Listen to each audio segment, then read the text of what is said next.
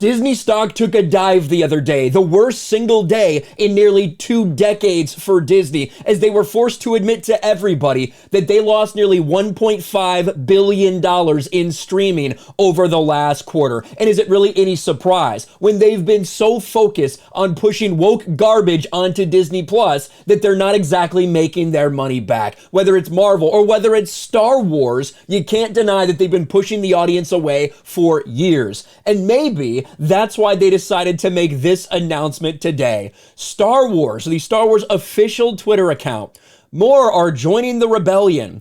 ABC, FX, Freeform, and Hulu will air the first 2 episodes of Andor starting November 23rd. That's right, after horrific, terrible ratings for Andor because Lucasfilm has driven itself nose first into the ground.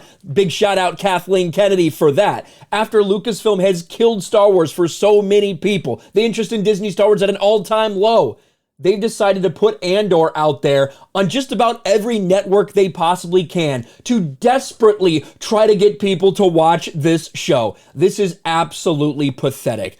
After extremely poor viewership ratings, Disney to push first 2 episodes of Andor to ABC, FX, Hulu, and Freeform.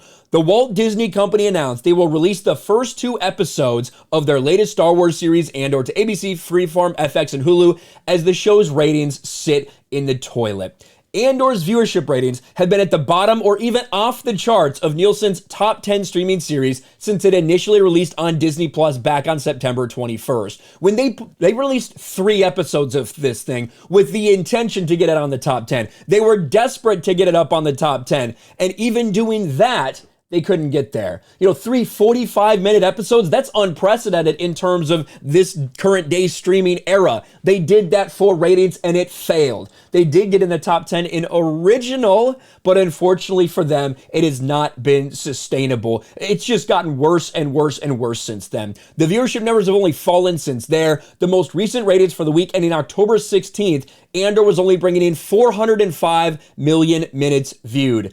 To put that in perspective, the Great British Baking Show is beating it. But this is one of the things I said consistently about Andor, because they've had their chances. People, you can't deny, even though I think it's a mediocre show, a lot of people really enjoyed The Mandalorian. But with what they've done, how it went off the rails with Mandalorian Season 2, the Book of Boba Fett being a complete unmitigated laughing stock, and then of course Obi-Wan, taking one of the most beloved characters in Star Wars and doing what Disney Star Wars does best, absolutely destroying it. Did you really expect people to come back and watch Andor? Did you really expect the audience to come and give you another second, third, fourth, fifth, sixth, seventh chance to destroy something that they care about? And that's one of the problems with Andor, is that it's about a character that nobody cares about, that you already know exactly what's going to happen to them. It would be one thing if Disney Star Wars had been good. If Disney Star Wars had been producing good content over the last several years, then maybe you push out something like Andor, a spy thriller that's very grounded, very gritty, a little bit slow, but very interesting character development, things like that. Maybe a lot of people would give it a chance. Maybe Kathleen Kennedy and maybe Bob Iger and Bob Chapek, if you guys had done the right thing and decided to embrace the fans instead of pushing them away in search of this new group of fans that don't actually exist, that don't actually support your product, maybe those people might have been interested in watching Andor. And I watched the first several episodes. I think it's fine. I think it's very boring. It's about a character that I don't care about, but overall I think it's competently done, one of the only things they've done that's competent, and now they're desperate to get in front of people. So much so that you're taking your streaming show, your streaming exclusive show, which is designed to funnel people to Disney Plus, to get them to watch Disney Plus.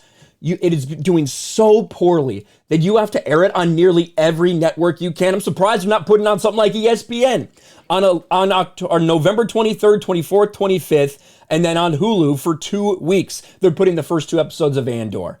And the thing is, that's stupid of them. If they're going to do it, they should at least do the first 3, because the first 2 episodes, the way it ends, it's fucking terrible. It's stupid if you don't watch the 3rd episode. In fact, you can watch just the 3rd episode and the recap of the first 2, and that's probably a better story that wastes less of your time. What a fucking joke. Disney Star Wars continues to be a laughingstock as Disney has one of the worst weeks they've had in history, losing nearly 50% of their value. a 8-year low in stock, a 20-year worst day in terms of stock performance. It's miserable for them, and a big reason of that is because of their streaming failures, just like Andor. Stop pushing the fans away, stop making woke garbage, and maybe you might get some people to actually watch. Let me know your thoughts about this in the comments section below. Smash a like button, subscribe to the channel, ring the bell for notifications, share this video out there, and I'll talk to you later. Thanks for watching, everyone, and a huge shout out to my patrons. I appreciate you guys so much. Want to follow me on Twitter or Instagram? Check out the description below.